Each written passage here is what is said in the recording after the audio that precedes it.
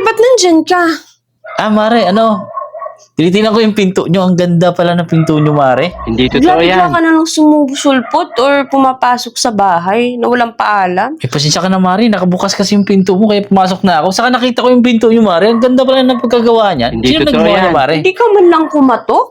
Mare, bukas kasi yung pinto nyo, kaya Kahit na, bahay mo ba to? pumasok ako, Mare. Tingnan ko lang yung pinto. Namiss ko kasi sa pinto nyo, Mare. Hindi Oh, totoo talaga yan. ba? Kasi parang balak kong gayahin yung pinto nyo, Mare. Kasi Binabalak ka, no? papagawa kasi ako ng bahay, Mare. May binabalak ka, no? Wala, Mare. Tinitingnan ko nga lang yung pinto nyo. Tinitingnaw, how come? Ganda kasi ng pinto. Saka pagka-pintura, maganda. Hindi totoo yan. Alam mo ba, Mare? Yung Hawak-hawak ka pa. yung kapitbahay natin doon, yung aso ni Aring Karing, nanganak na pala. Alam ko dyan. Nanganak na, Mare. Alam mo ilang anak? 3. Tapos, 2 yung lalaki. Hindi totoo Isa yung yan. babae. Wala akong pakialam yung pinag-uusapan natin. Ba't bigla-bigla kang pumapasok? Di ba kumakatok ka muna bago ka pumasok? Mare, naiwan mo bukas kasi yung pinto. Kahit na.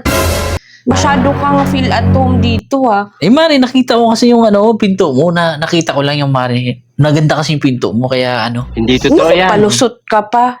Mare, baka may ka dyan, Mare. May tinapay ka dyan, Mare. Nagutom ka siya, Mare. Ano tinapay?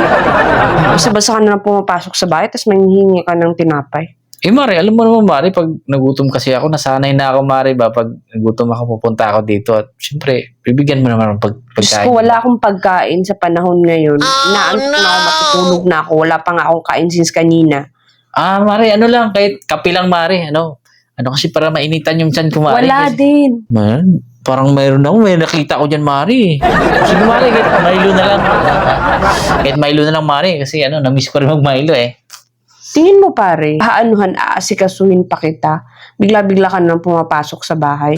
Kaya, gaganahan ka pong mag-asikaso sa isang tao na kahit close friend mo, pasok lang ng pasok. Mare. Feel at home. Mare naman, wala namang, Mare, wala namang intention na masama yun, Mare. Kapal na mukha mo. Nakakita ko pala na yung pinto mo, Mare. Ang ganda, eh. Diyos ko, Ang ganda rin ng pagkapintura, eh. Tingnan mo.